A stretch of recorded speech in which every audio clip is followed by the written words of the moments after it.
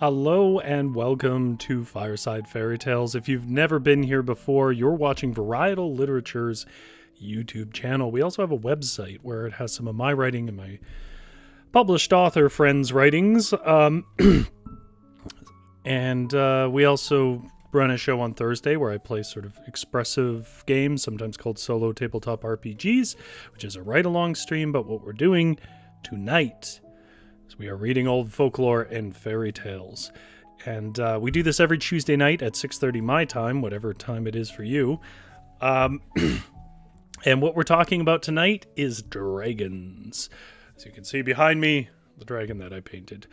Did not sculpt, mind you, painted. But we're going to see that a lot of the dragons that we talk about tonight don't quite fit the mold there. Unlike some of the other shows that I've done this month, though, or I guess last month, the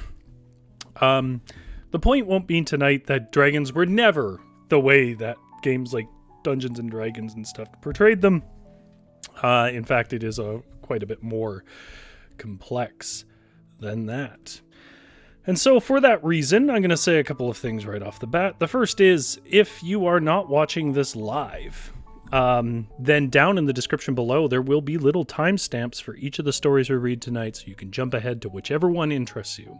As usual, I like to sort of set up an introduction, give a little bit of a thread when I can between the stories that we read. Tonight, we're going to be reading primarily what is known as folklore. Folklore is not mythology and is not fairy tales, though it is influenced by things like mythology and has an influence on fairy tales. I won't get into that, but just so you know what to expect, is more along the lines of like local tales and mythos and like bar tales, if you will. Things you might tell a kid about the neighboring city. Very local. A part of that, though, a part of being folklore collections is it means that some of these are going to be quite short. Some of them are going to be longer stories, but we have several, with this topic in particular, we have several short segments that we're going to get through of stories, all of which I find very interesting. A story is not made good because it's long, but just so you know what to expect, so that when you look at those timestamps below and you see that there is 1, 2, 3, 4, 5, 6, 7, 8, 9, 10, 11, 12, 13 stories, just know that some are like 200 words. Let me get a drink of water. Though we may go a little long today because we have notes from Jürgen, who is the translator of the stories tonight. And I do like to read the translator's notes. I'm not going to read all the ones. He gave me 3 at once. I'll read the ones from 3 weeks ago after the stories. If you're curious about some of Jürgen's feedback, you can also go to that video and read his comments.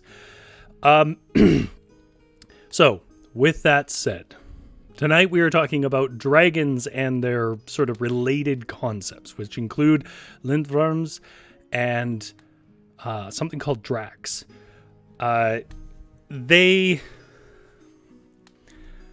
Going back to what I said about kobolds and in particular dwarves, the idea that there is some common understanding that the German folk countryside had of what a dragon was is not particularly accurate. With the interconnection of information in the last 100 or so years, you get the impression that some of these creative concepts like dragons and stuff are more monolithic than they are.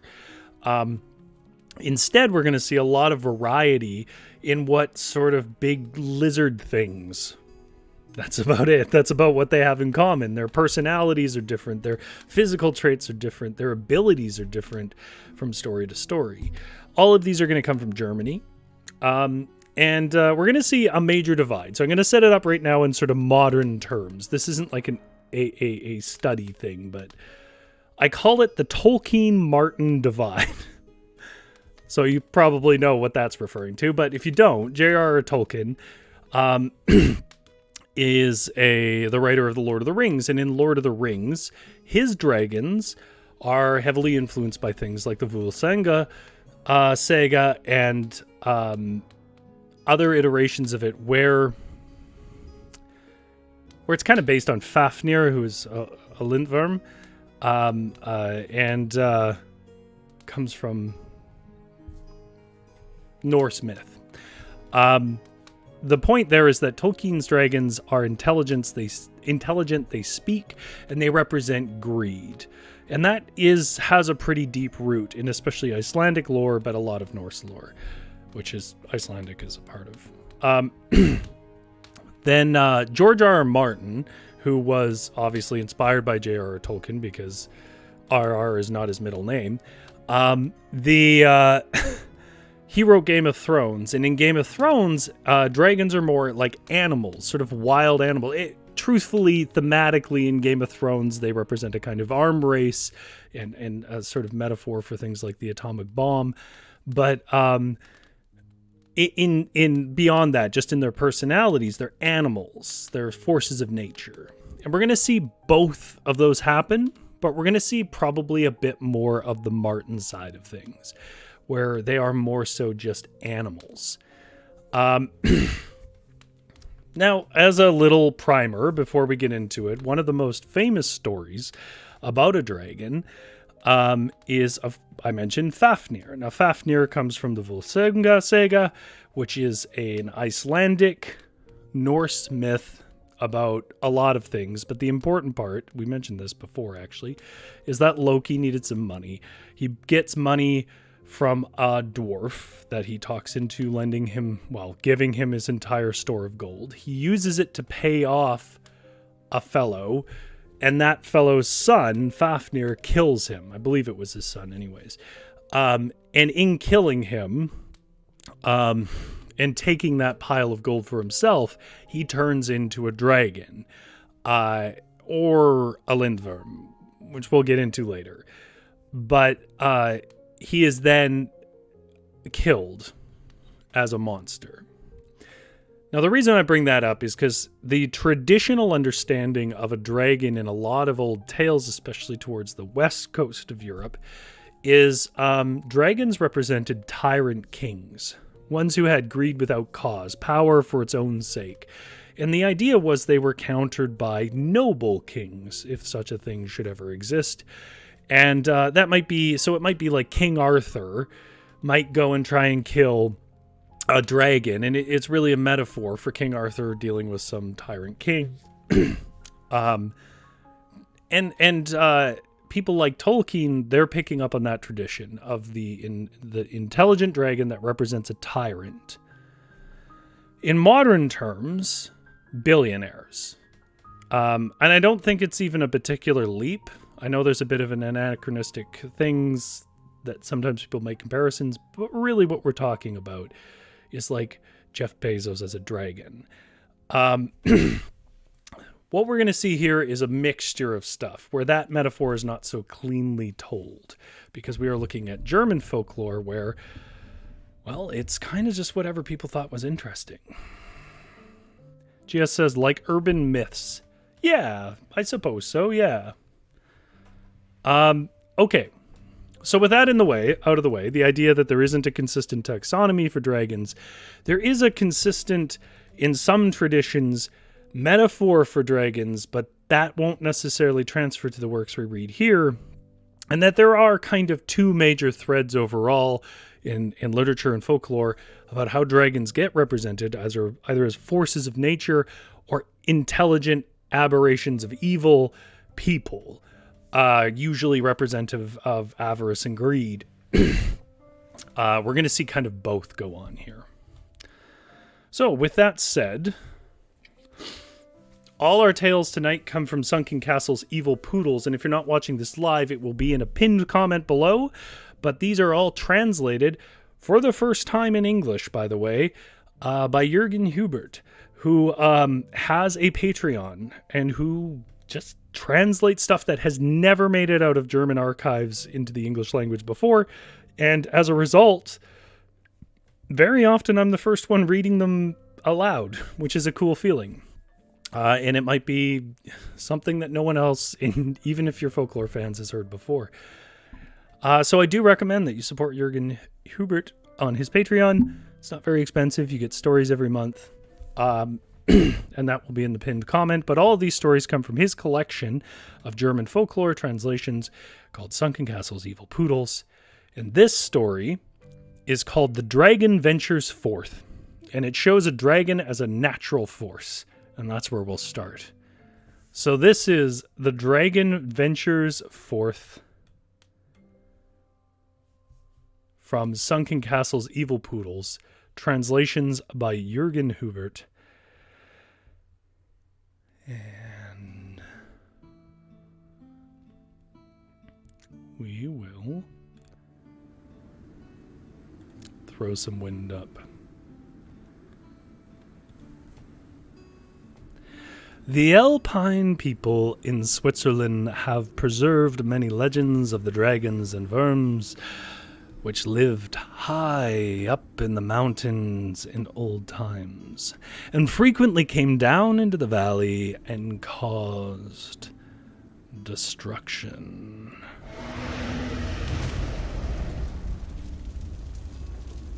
And devastation. Even now, when a surging forest stream rushes across the mountains and pulls trees and rocks with it, a local saying is, "A dragon has ventured forth." Now the following tale is one of the strangest.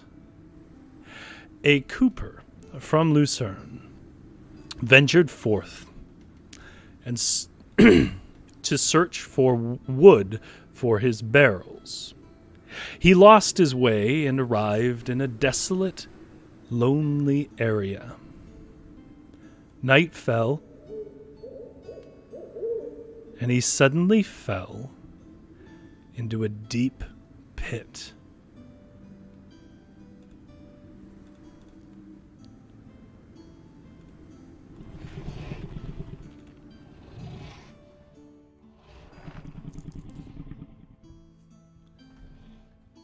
However, this pit was muddy.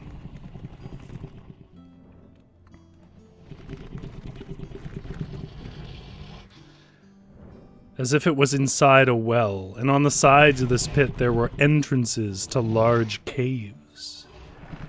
And when he wanted to examine these in more detail, he was terrified to behold two abominable dragons approaching him. The man prayed fervently.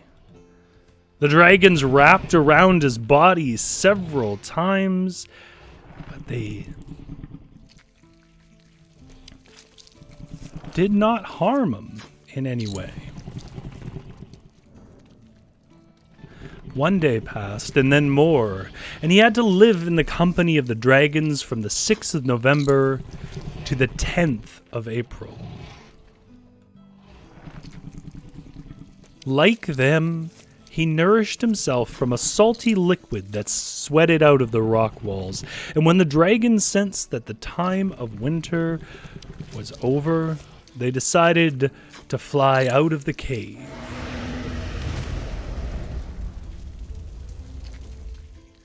And when one of them did so with a great rush of its wings, then the other prepared for this as well. The unfortunate Cooper one of them did so with a great rush of its wings, and when the other one prepared for this as well, the unfortunate Cooper grabbed its tail, held fast to it, and got outside of the well in this manner. And at the top, he got let go and got free, returning back into the city. And in memory of these events, he had the entire incident stitched on a priest's ornament. And this ornament can still be seen in St. Leobega's church in Lucerne. And according to the church records, this took place in the year 1420. Gia says, wow, that's a long winter. 6th of November to the 10th of April. 10th of April is a little long, yeah. That's kind of bare schedule. Okay. So we get what feels very unique here. We get the idea that the dragons are kind of these weird creatures that wrap themselves around.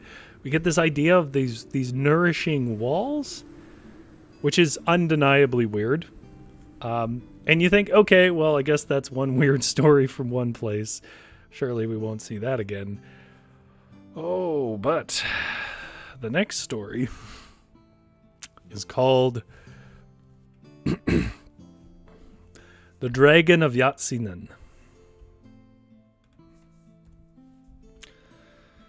And it has a lot in common with that story.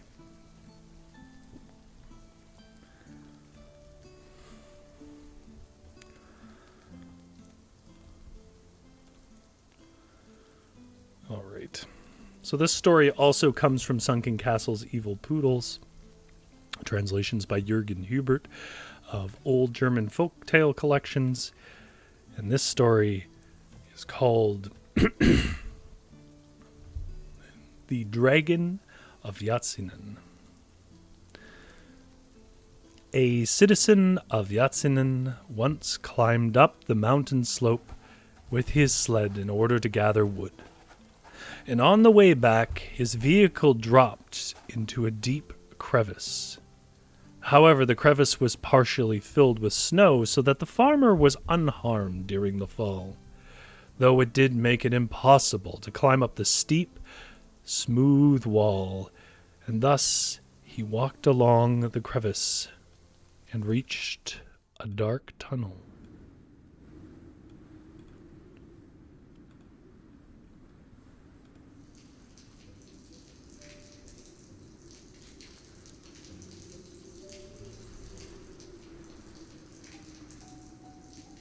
He perceived a bright shine deeper in the tunnel and headed towards it.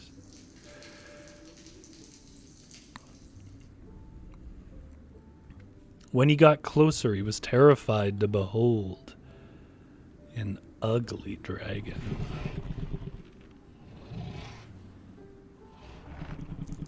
With glowing eyes, which was nestled against the wall, eagerly licking up the liquid that was dripping down from the walls. While the farmer, frozen with fear, waited for a while, but the monster made no move to harm him.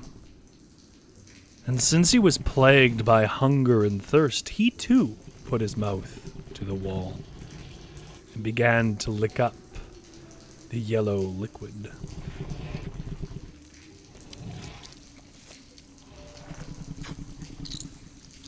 That was slowly seeping down.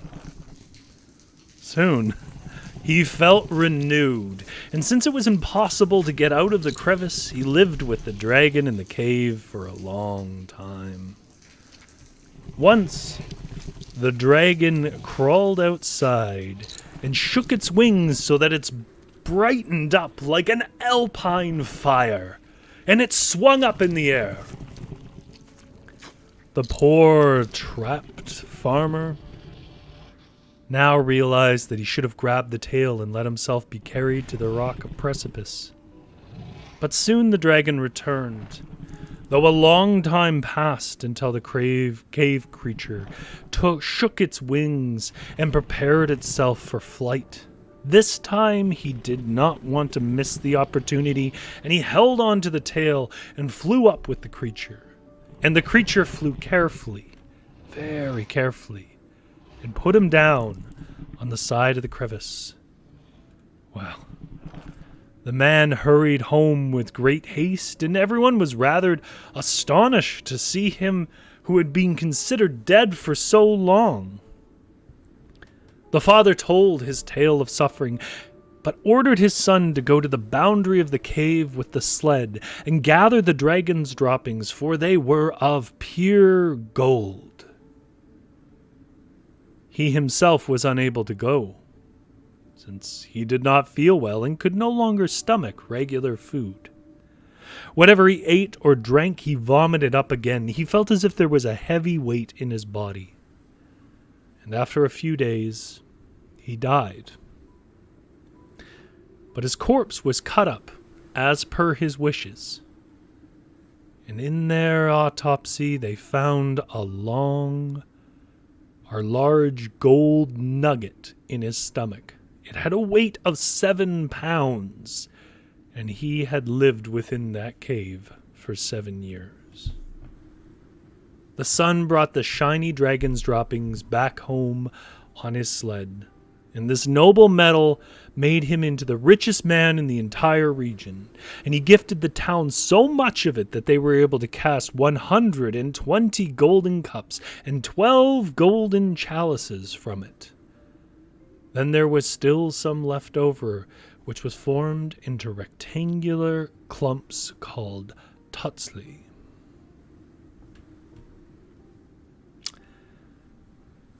I'm not going to lie, that there are other weird stories coming. None of them are that weird. GS says, I think I'll disappear on a 6-month holiday but claim I was held captive by a dragon. 7 years. 7-year holiday.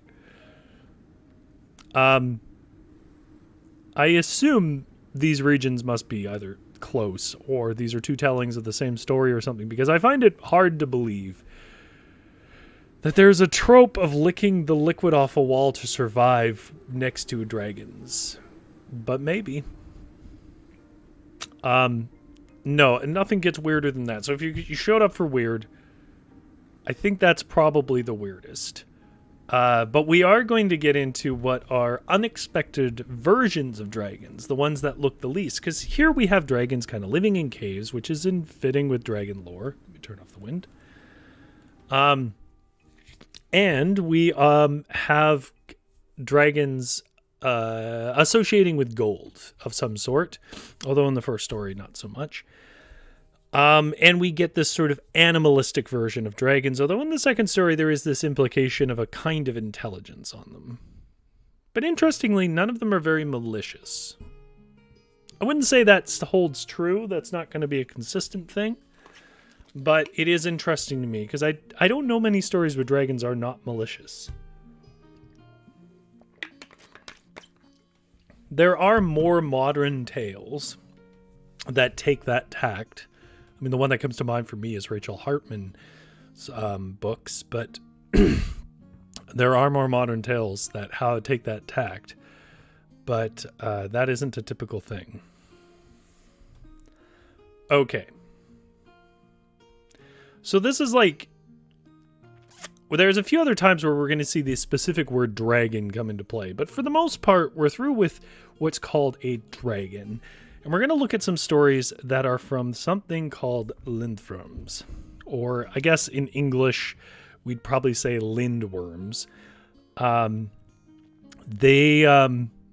They come from, to my understanding, Norse folklore. I guess you could argue they have some roots in Hebrew tradition too, but I don't know how accepted that is, because they are basically snakes with legs.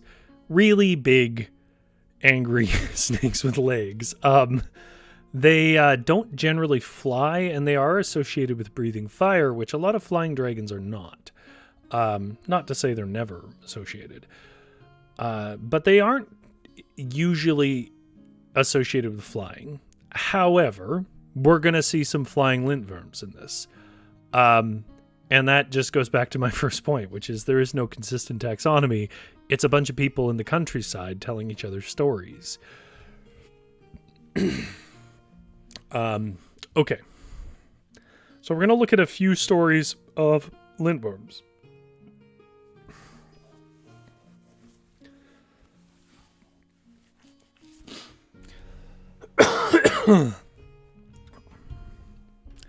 Our first story is...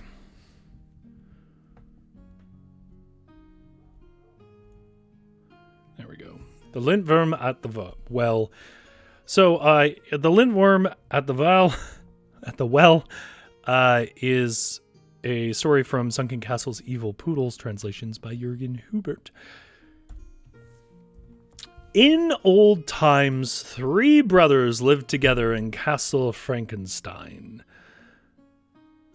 And I'm going to pause right there, and I'll let you know, Frankenstein is a German word. This is probably not a reference to the Mary Shelley castle. Jürgen has a note about how some people theorize it might be, but there isn't a lot of evidence that that's the case. It's just a word. Jürgen says it means stone of Franks, so I assume Franks is a family or an area. So don't get too excited. This has nothing to do with Mary Shelley's Frankenstein, which is about 1.5 hours distant from Darmstadt. Their gravestones can still be seen from the church of Oberbierbach today. One of the brothers was named Hans, and there is a relief on his grave in which he stands atop a Lindwurm. Down in the village there was a well from which both the people from the village and the people from the castle had to fetch their water.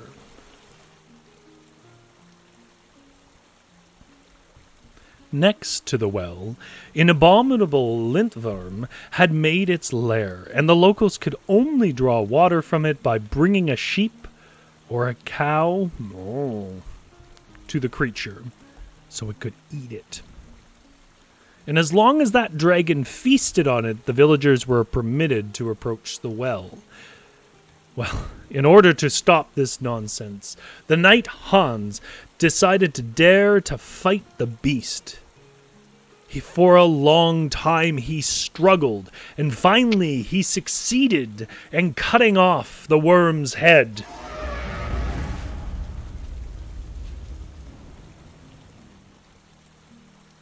But then he also wanted to use his lance to pierce the rump of the monster, which was still twitching. And as he went to do so, the spiky tail of the monster coiled itself around the knight's right leg and stung him right in the hollow of the knee, the only spot where the knight's armor did not cover. For the entire worm was venomous, and thus Hans von Frankenstein expired.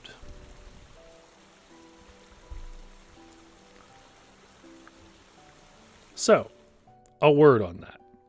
There is one thing I want to add, because I know the internet. I've been on the internet since I was a kid, and I know that someone is just jumping at the bit to be like, if it's all over him, then it's a poisonous thing, not a venomous thing. As Jürgen notes in his footnotes, there is no distinction in the German language between venomous and poisonous. So we couldn't possibly know what word they intended there in English, and given that it seems to come from spikes on the tail, I think venomous is probably the right word. So find your pedantry elsewhere. Now, actually, there's a trend here, which is, interestingly enough, a lot of these stories, facing dragons head on is a way to get your butt kicked. You get killed. And so what we're going to look at is we're going to look at 3 ways that Lindwurms got killed. We're going to look at 3 ways that they got killed. But we are going to look at one more story first. And they're all, but what's interesting is the way they get killed is always different. We're going to look at one more tale. So I feel like Lindwurm at the Well, the one we just read, is pretty classic dragon behavior. And so we're going to go and look at one where, again, it's a kind of the animalistic version of it. Also contains one of the craziest sequences I've ever seen in folklore. So hang out, because it's a little bit nuts. All right.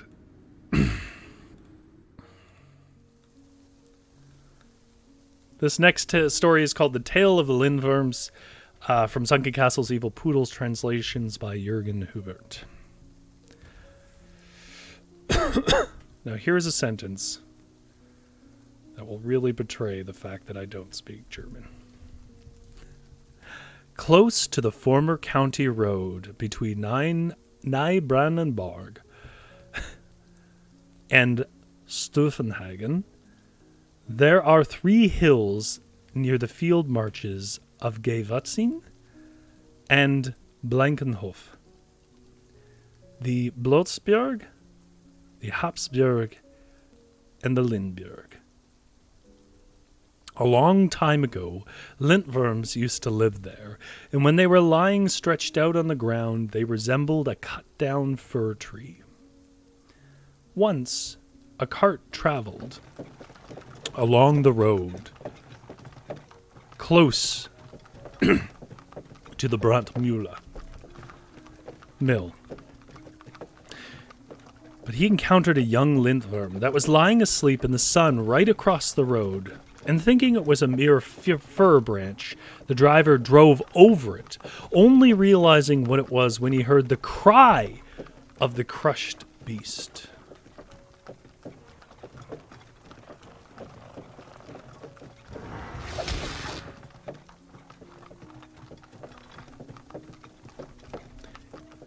After hearing the wail, an old Lindwurm rushed to the site and found this younger one dead.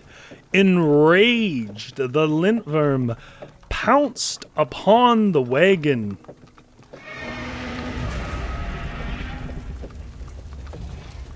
Filled with straw that was traveling to Nijrundberg.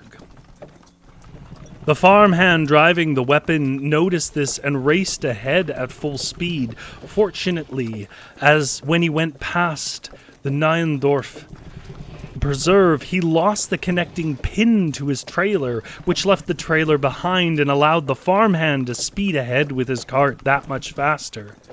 Well, at first, the Lindwurm dug through the straw.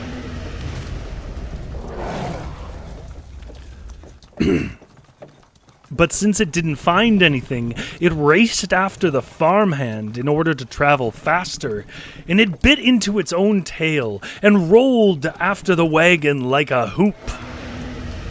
The farmhand was barely able to reach the Brandenburg gate, which was quickly closed behind him.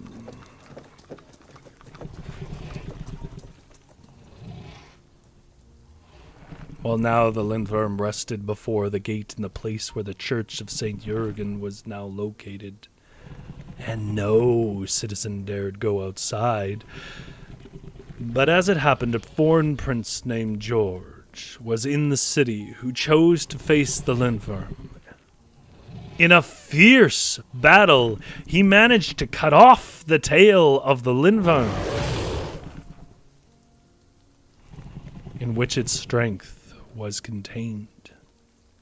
This soon allowed him to kill the beast for good. To commemorate this event, the church of St. Jürgen was built, and the incident is depicted on its altar.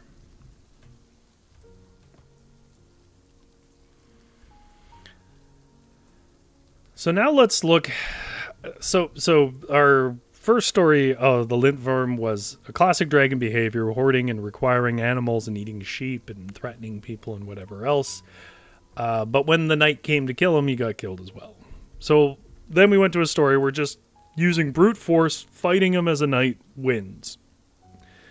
But in general, actually, the stories of how dragons or Lindwurms or drakks get killed, although drakks don't really get killed, is actually quite diverse.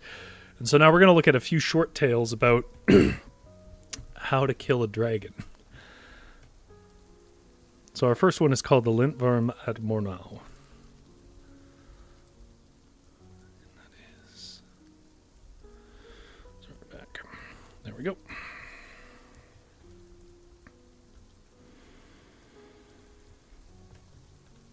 This story is called The Lindwurm at Murnau. It is in the collection Sunken Castles, Evil Poodles. Translations by Jürgen Hubert. A long time ago in the town of Murnau. The town of Murnau used to be called Vermau, or River of the Plain of the Worm. In honor of the Lindwurm that used to live here, a beast that killed everything, humans and animals alike, which no hunter could slay.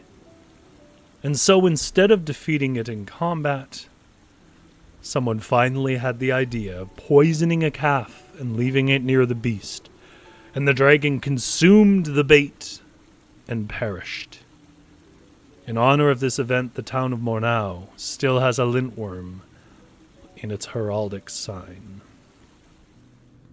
There's a little short one. So there's one way to kill a Lindwurm: poison it. Let's look at another way, which I call cowpoke bonking. That's the official strategy name. If you look up the strategy guide of how to kill a dragon or a Lindwurm, cowpoke bonking is in it. The last Lindwurm in the Jeizinen area was killed by a cowherder. This cowherder encountered it sleeping on the Lindwurm hill, and he believed it to be a fir tree that had been toppled by the wind. He sat down on it and wondered where the cut-off tree stump was. Since he was tired, he decided to light a pipe. He took a flintstone wheel and fire starter and began to make a fire. Meanwhile, the Lindwurm, well, it woke up and started to move. The cowherd, who was scared out of his wits in this first moment, took his knobbled stick and hit the head of the monster with a few forceful swings. This stunned the creature, who he was now able to kill with ease. There's your other way to kill, I guess your third way, to kill a Lindwurm. Hit it in the head with a stick? I don't think that's going to work in the D&D games that I play. The next one, the two Lindwurms near Lassan in the Peenemünde Heath,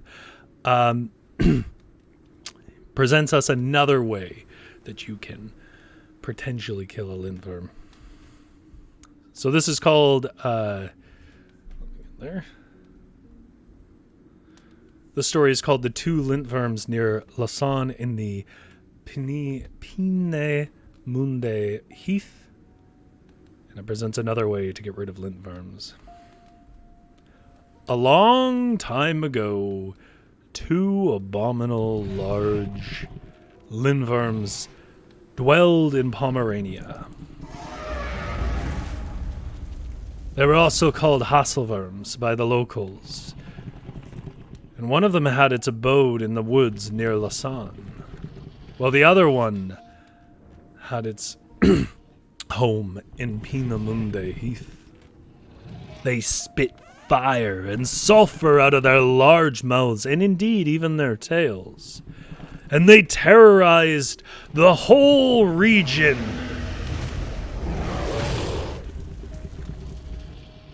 With their cruel raids against people and animals.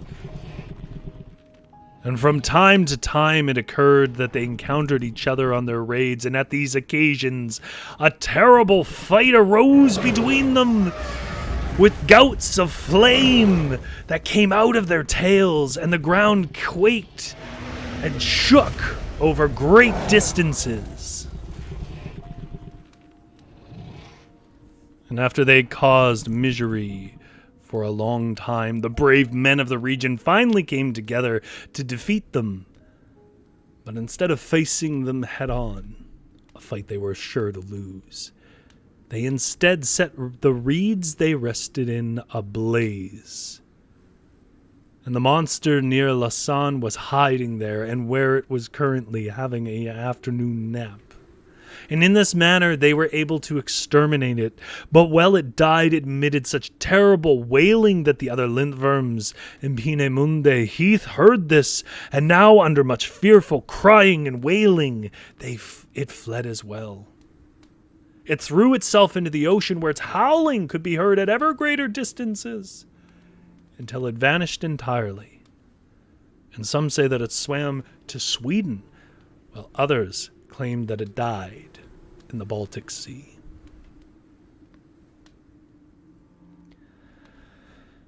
Now, that's Lindwurms. Let's move on to Dracs.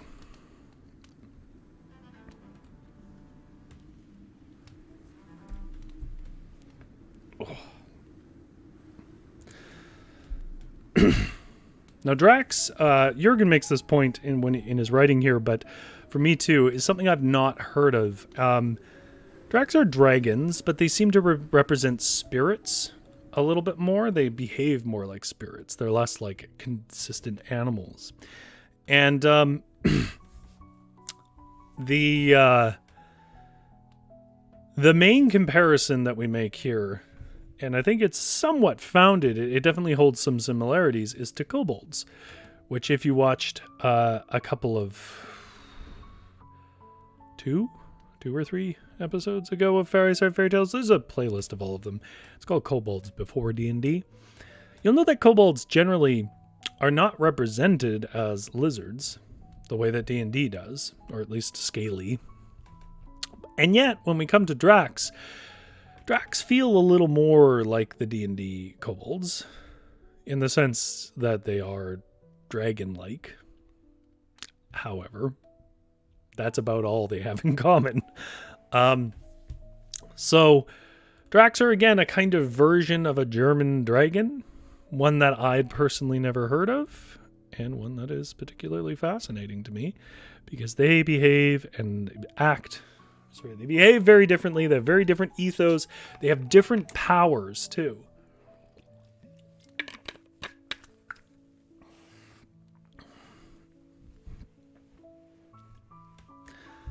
So we're just going to try and get our head into with a couple of short stories about Drax before we finally end on a longer story about a Drek, just to get a sense of what they are. In these stories, though, they are referred to often as dragons. Make of that what you will. This brief story is called Of Glowtail. This is part of a series, and we're starting in the middle of it. And it's from Sunken Castle's Evil Poodles, translations by Jürgen Hubert. During New Year's Eve, the fiery dragon, also known as Glowtail, roams through the air. It carries all sorts of things with it, money, meat, and even rubbish as well. Whoever sees the dragon pass overhead and then shouts, "Half pot!" will indeed get half of whatever the dragon carries. Many a rich man owes his money only to the dragon which threw the treasure down his chimney. A farmer woman who lived in a village between Brunswick and Lairs once quickly became well off and soon was rich. This had seemed suspicious to her farmhand for quite some time, and he thus decided to pay closer attention. And indeed, during one midnight hour, he saw Glowtail, who raced down into the chimney and visited the woman. He even witnessed how the dragon sang and jumped around with the woman. Small enough to fit in a home. The next tale is also from Sunken Castle's Evil Poodles. It's called Of Longtail. It's also about Drax, these sort of variant dragons that are more like kobolds. A long time ago, a coachman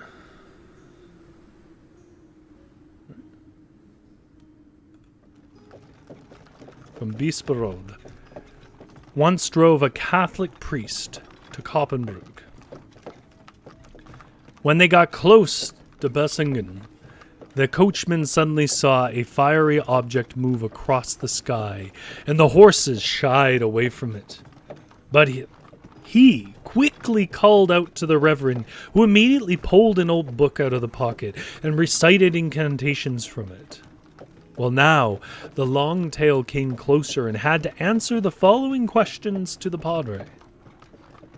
Where do you intend to go? To Vorenberg. Why? I must deliver a dowry there. And since the coachman beseeched the reverend to let the Longtail go, the padre dismissed it, and the fiery creature indeed traveled towards Vorenberg. Since that time, people know the manner in which the people of Vorenberg have attained their wealth. Whatever that means. Beyond just they got it from a dragon.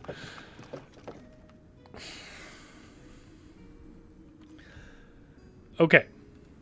So we see that these Dracs, and Jurgen makes a point here, which I think is worth echoing because it's something we've read on the stream, that this story is very similar to the kobold at the wedding, where you call to a kobold in the sky, they have to give you what they have, which is similar to the last story we read, except it was going to pay for a dowry, and instead he invited the man to a wedding.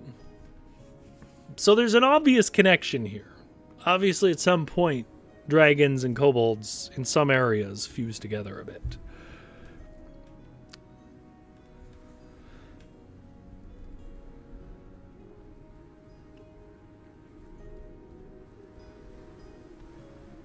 There we go.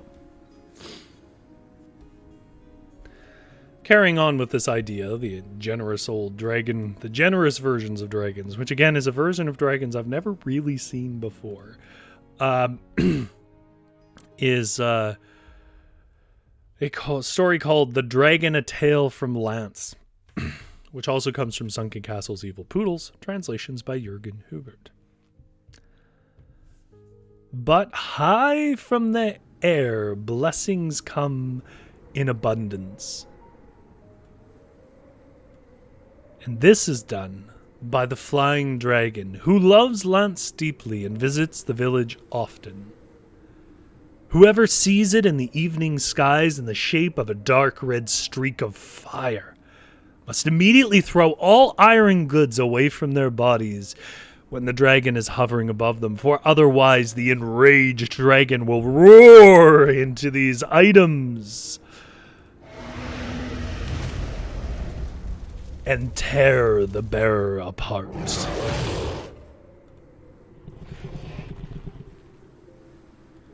Furthermore, the witness must cross one foot with the other and remain silent.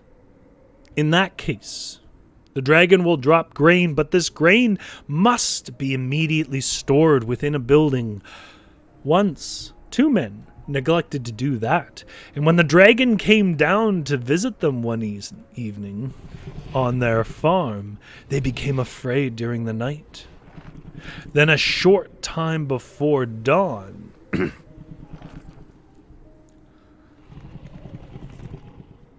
a massive gray wild boar attacked and ate the large heap of grain.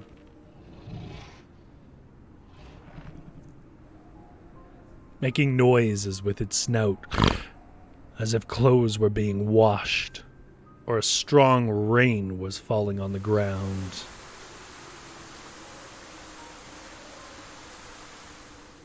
And thus the 2 men were left with nothing.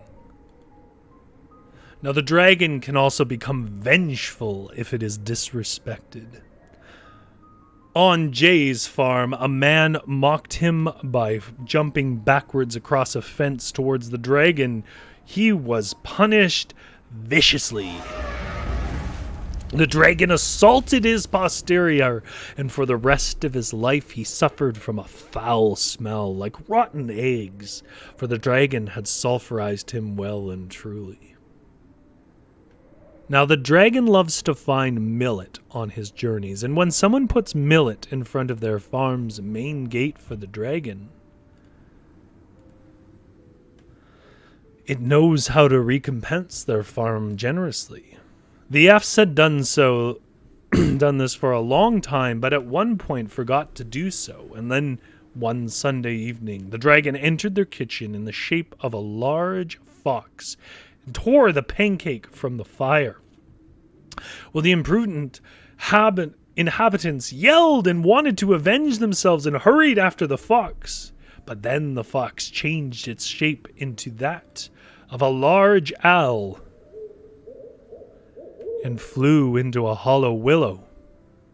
"Now it shall get what's coming to it," its pursuers shouted. "We shall smoke the owl out of the tree and set a fire at its bottom by human hands." The rotten wood of the willow started to glow, but behold, from the crown of the tree, a much stronger smoke and fire burst downward. And there the dragon had created a blaze through its own fire, in which the fire of the human vanished entirely, and the surrounding people had to close their eyes from the biting smoke, and many people became unconscious. And above the smoke clouds the dragon soared away with the silent fluttering of its wings, screeching owlish laughter, and mocking the foolishness of these people. How much better it is to bow humbly before a secret power, and to cross one's feet when kneeling down, than to impotently revolt against it, while only earning harm and mockery. As Jürgen points out, it seems like a lot to do for a pancake. Like, even if it was just a fox, who cares? GS says this is like lightning striking those bearing iron. That's a really interesting point. If somebody was wearing iron and had been struck by lightning and found later, I can see why a person might think they've been burned by a dragon.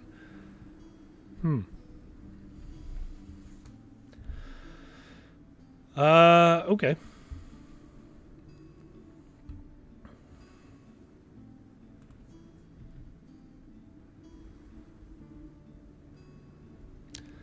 Our next story, and we're getting near the end now. Our next story is called The Fiery Dragon and Riedheim, from Sunken Castles, Evil Poodles, translations by Jürgen Hubert. I called this one Dragons as a Twisted Santa Claus. See if you agree. All the people in Riedheim know that a fiery dragon flies around during the hours of the night when everyone in the village is asleep. It twists into the openings of the attic storerooms, retrieves grains and other supplies, and then puts them into other storerooms. One of the last few village teachers, who was also a carpenter, once had to work at his workbench deep into the night. And after his light went out, he wanted to undress next to the window. But then he saw the fiery dragon. It had an elongated body, large as a hay pole, and was heavily loaded with goods. It crawled into the chimney of the house on the opposite side. Well, there is a widespread belief that such treasures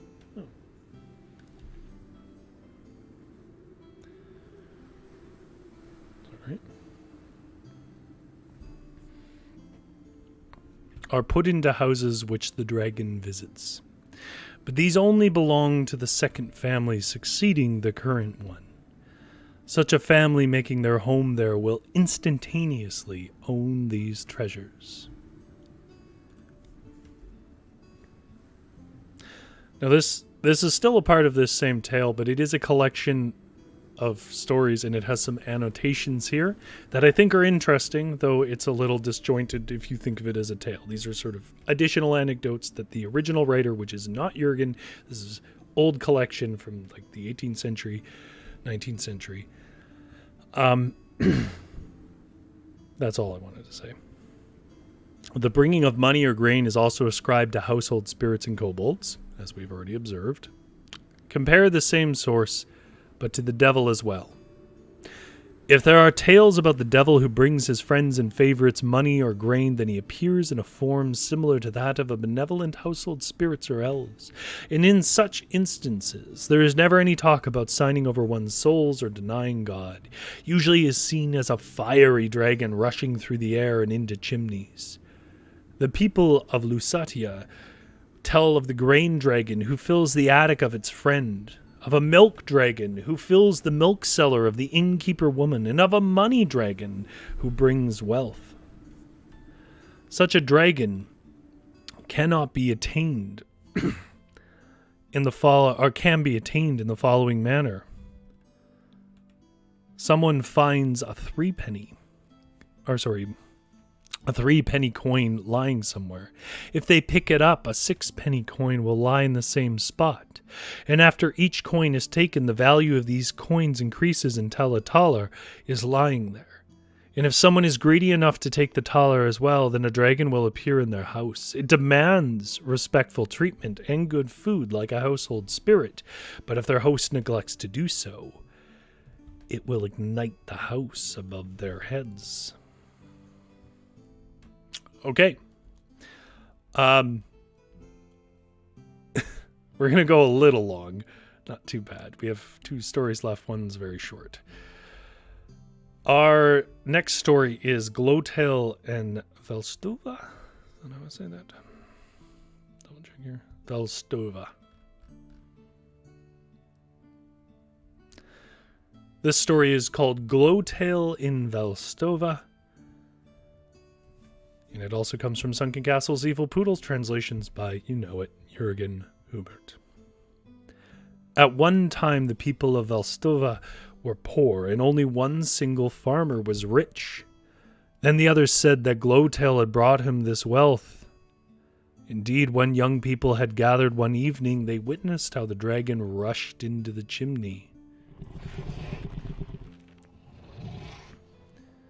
of that rich neighbor. And when the 2 brothers wanted to investigate this matter, just like they had heard in old tales, they quickly pulled a wheel from the wagon and put it back the wrong way. And now the dragon was unable to get out. So soon, flames flared out of the house, and Glowtail had burned a path out of it.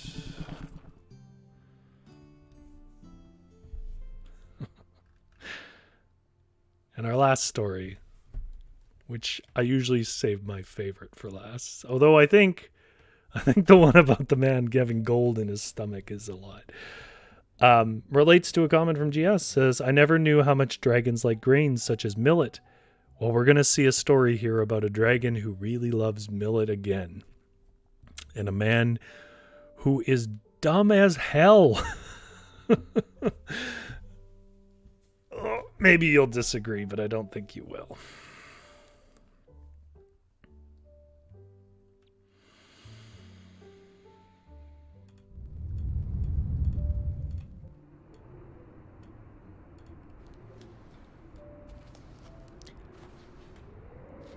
This story is called The Dragon's Servant. It comes from Sunken Castle's Evil Poodles by Jürgen Hubert. Our last story of the night.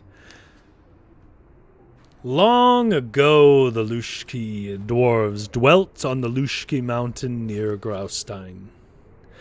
During times when they still lived on and within the mountain, a farmer once lost his entire fortune without any fault on his part. The farmer had heard rumors that treasures could be found within the castle ruins on the mountain, and the king of the Vens had once lived there. And so in his desperation, he went off to dig for those treasures.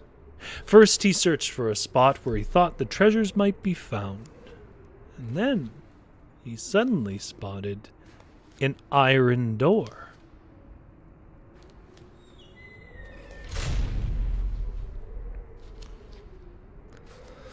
Well, he opened it and entered a long, dark corridor.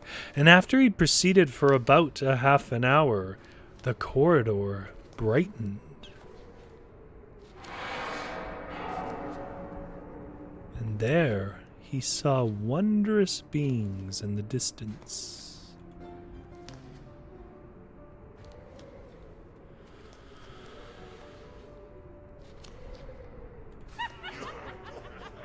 Some of whom made music and danced,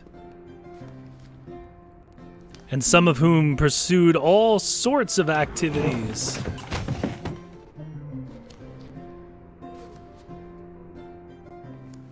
When he was spotted by the Lushkis, one of them, who was carrying a big club, stepped forward and asked, what did he want? The farmer took heart and told him of his predicament. And when he had finished, the Lushk said to him, I know that you have spoken the truth, so you shall receive help. Each noon a dragon will appear in your chamber, and you must feed it with millet. Then you can tell it your wishes, and it will fulfill them. But if you should neglect to give it millet, it will never come to you again. Then you should also take care never to step foot on this mountain again, for if you do that, you will find a dreadful end.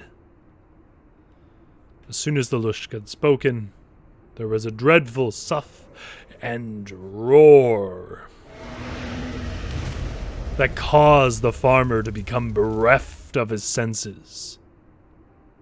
And when he regained consciousness, well,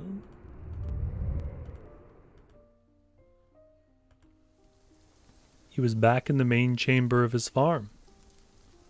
But at the next noon, the promised dragon really did appear. And so the farmer fed him.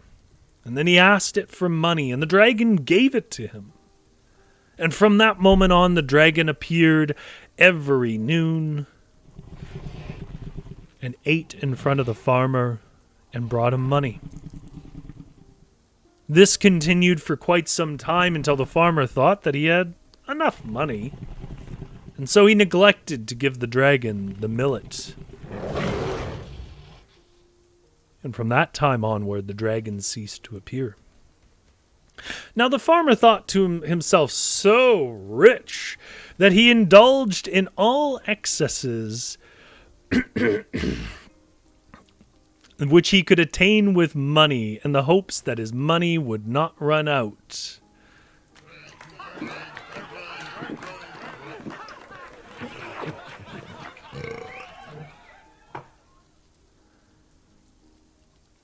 But one day, he was bereft of his fortune, and the last coin had been drunken away at the pub.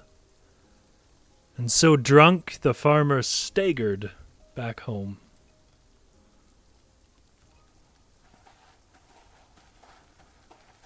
But he must have missed his path, for he approached the mountain too closely.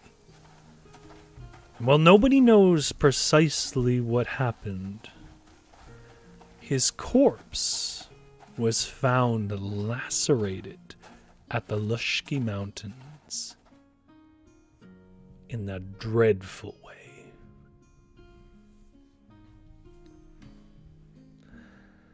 GS says, so many stressful dangers in the old days. A fellow had to be well informed and on his toes to survive.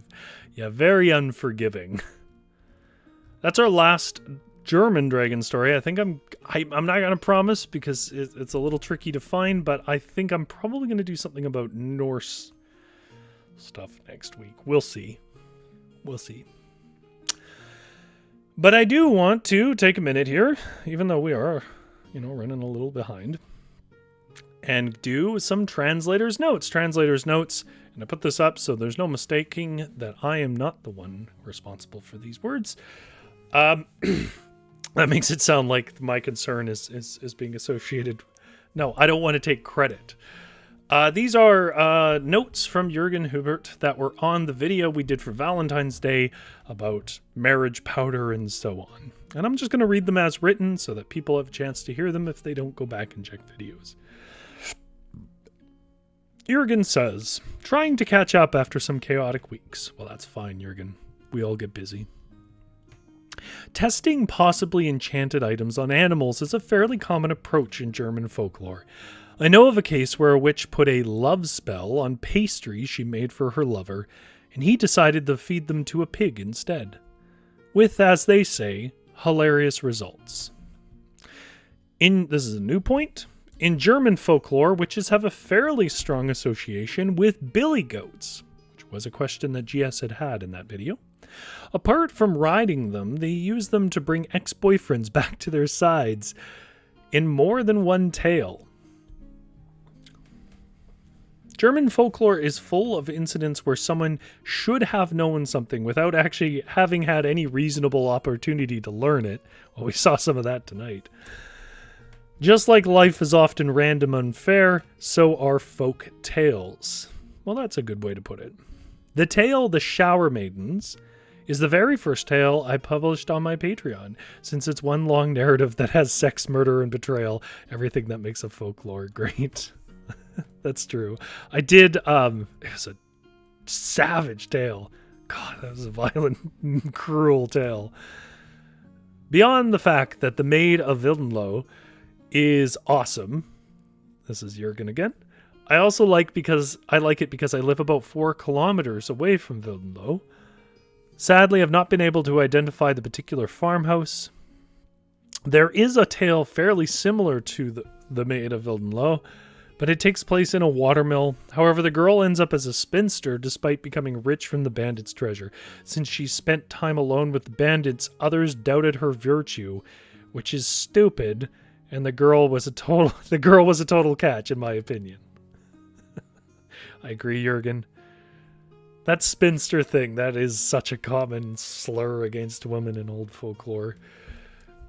After I finish my current run of Devil Tales, I actually plan to cover a bunch of love stories in April and June. Again, this would be on Jürgen's Patreon, which I'll have linked in a comment below. Some might even have happy endings. I'll believe it when I see it. So hopefully you'll have more material to work with next Valentine's Day. Well, I look forward to that, Jürgen. And that is our notes from the translators. And I won't waste any more of your time. I've definitely taken up the most. I hope you enjoyed this. If you did enjoy this, please consider giving me a like. If you are considering following and you're still not sure about it, I don't know if this means anything to you, but you should know that we have had quite a lot of people joining us in the last month and two. And we are 4 away from 100 subscribers, which I have no idea what I'm going to do when I reach. But if you have a suggestion, I'm all ears. But what I should say is that April 1st is when this channel started. It also happens to be my birthday. I started this channel on my birthday 2 years ago. And I'm not gonna push for it or obligate anyone, but if you are considering following, I would certainly appreciate it because it would be interesting or neat to hit 100 subscribers for my birthday and the channel's birthday in a couple of weeks. And I know April 1st is April Fool's Day, and you might think, well, this is a joke. He's making it up. So did most of my family when I was born. That is the truth of it, though. My birthday is actually April 1st. Yeah. That'll be a varietal show thing, by the way. Not this. It won't be... the second birthday will not be a thing done on this show. This will just be more folklore. But yeah, consider subscribing is the point. If you're really like, wow, Rory, you make my week. I could use a little help with some of my costs of running this, and only if you're able to. But I do have a buy me a coffee thing down in the description that you can show that love that way, but you don't have to do that. The main thing I like to do is to tell stories, and I hope you enjoy them. And likes are worth quite a bit to my soul. I'll keep the fire warm for you, though. Thank you, GS, for keeping me company. Have a good sleep.